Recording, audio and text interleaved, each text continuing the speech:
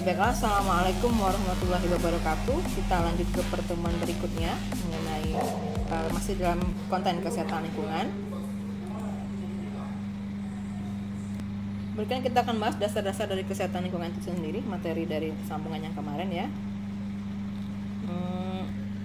Ini kemarin sudah saya bahas tentang kesehatan lingkungan itu apa. Kita masuk, ada perundang-undangan yang mengaturnya. Hari ini kita masuk ke dalam masalah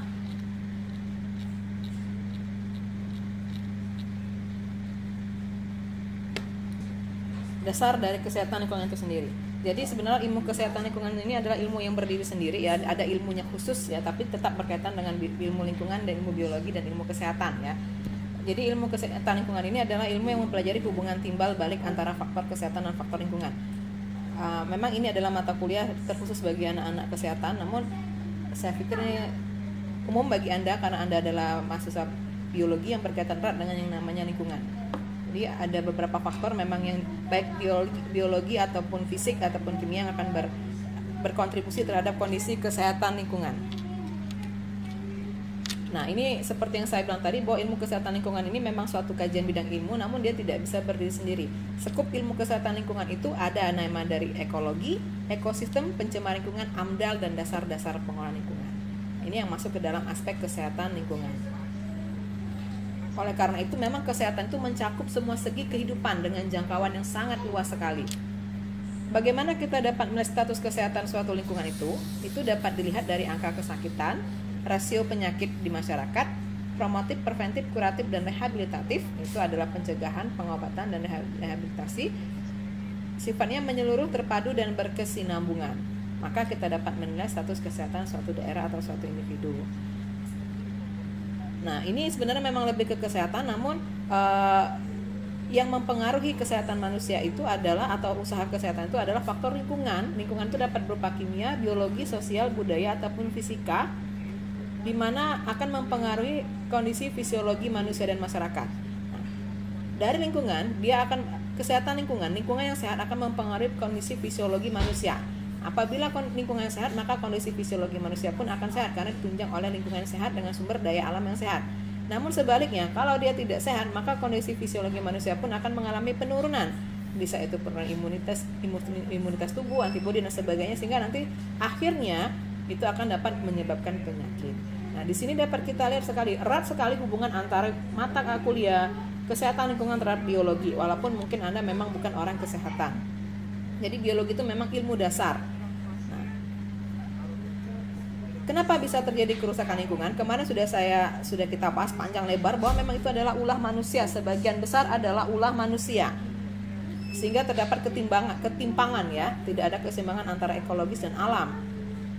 Kenapa? Karena ada pencemaran. Nah, dari pencemaran itu, efek dari pencemaran itu baik secara kimia, biologi ataupun fisika, mikrobiologi, fisika dapat menyebabkan gangguan fisiologis dan psikologis pada masyarakat. Yang harus kita ingat, apabila secara fisiologis kita tidak sehat, maka akan mengganggu psikologis kita. Karena pada kondisi tidak sehat, tubuh kita tidak akan bisa bekerja secara maksimal, begitupun dengan psikis kita.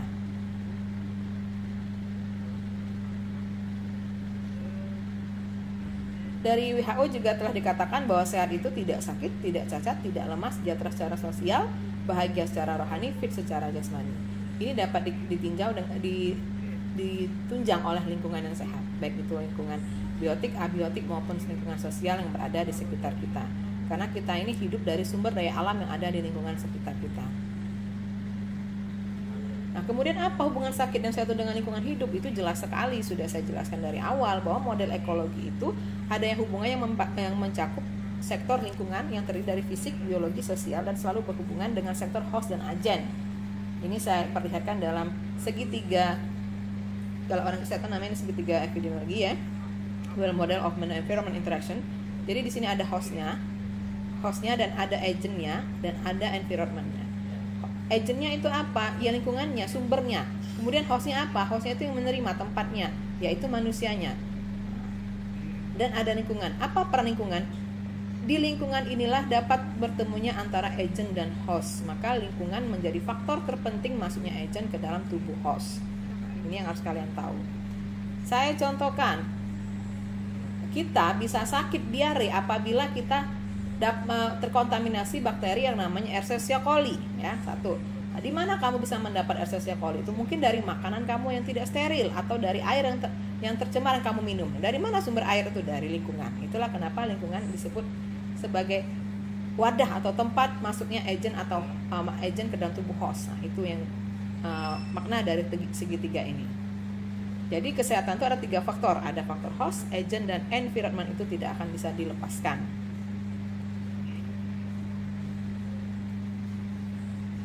Nah, sekarang kalau secara fisik, apakah lingkungan juga dapat menimbulkan penyakit? Bisa, antara lain panas, sinar udara, air, dan radiasi atmosfer. Nah, kondisi yang kemarin kita bahas, global warming, peningkatan panas bumi, itu adalah kerusakan lingkungan secara fisik. Nah, apa yang dapat terjadi dengan akibat dari peningkatan suhu bumi atau panas bumi? Terjadinya penyakit-penyakit yang sifatnya adalah degeneratif, radioaktif, radiasi itu penyebab penyakit-penyakit kanker. Nah, itu hubungan antara lingkungan fisik dan penyakit. Biologis, jelas tadi sudah saya jelaskan, ada agen penyakit infeksius di situ, baik secara mikrologi, virologi ataupun mikologi. Nah, yang sekarang ini yang lagi booming adalah COVID-19. Kita sekarang dari yang membuat kita seperti ini, yang membuat kita menjadi jauh, tidak bisa tatap muka, kita hanya bisa belajar melalui media online, kita hanya bisa bertemu melalui tatap muka visual. Ini karena salah satu lingkungan hidup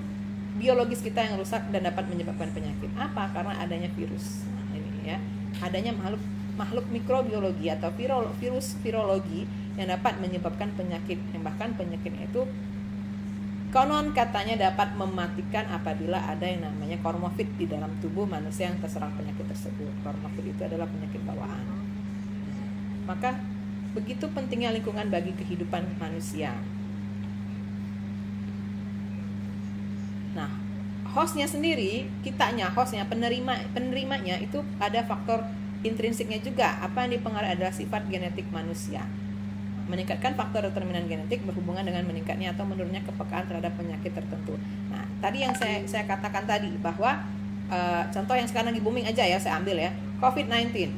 Pada kondisi orang yang imunitas tubuhnya tinggi, usia masih muda, tidak ada penyakit bawaan, dia akan dapat ditangani, bahkan tidak menimbulkan gejala. Kalau zaman dulu ya, sekarang nggak ada lagi istilah itu OTG, orang tanpa gejala. Dia terinfeksi virus COVID-19 tapi dia tidak menimbulkan gejala. Kenapa? Karena secara genetik dia memiliki imunitas tubuh yang tinggi, dia tidak punya penyakit bawaan atau komorbid yang disebut orang sekarang ini, dan secara umur masih muda, sehingga ketahanan tubuhnya terhadap virus dapat kuat. Kekebalan tubuhnya dapat membunuh virus ketika masuk dalam tubuh.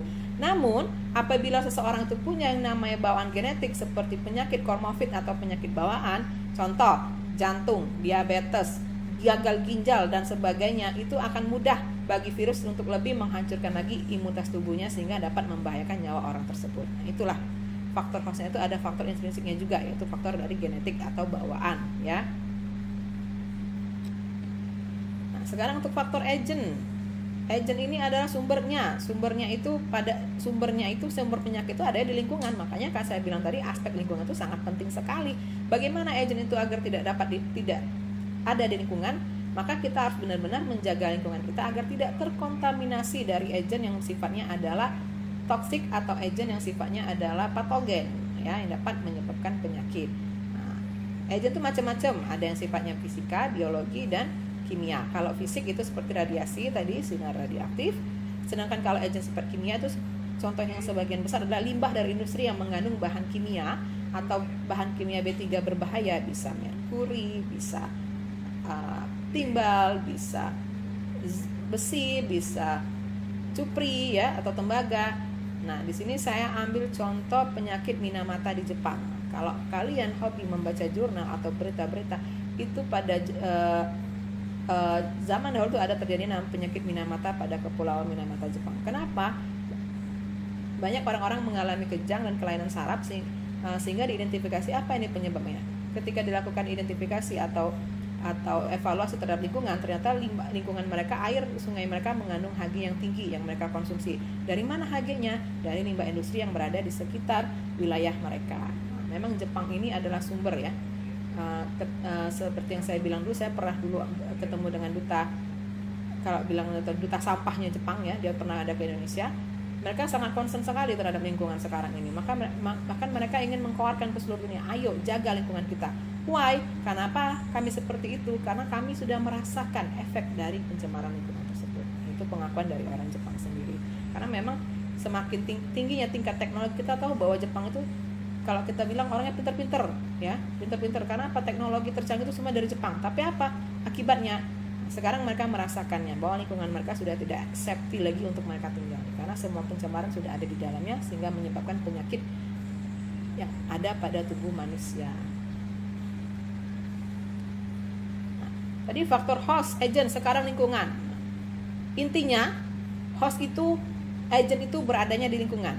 Antara host dapat bertemu agent apabila terdapat di lingkungan. Nah, jadi sudah jelas bahwa sebagai faktor ekstrinsik terdiri dari lingkungan itu berupa fisik, kimia, biologi, dan sosial. Pendekatan lain adalah model ya, model roda yang terus berputar. Ada namanya lagi pendekatan segitiga epidemiologi yang tadi saya jelaskan, host, agent, dan environment. Nah, kedua model tersebut di lingkungan fisik, biologi dapat menyebabkan penyakit.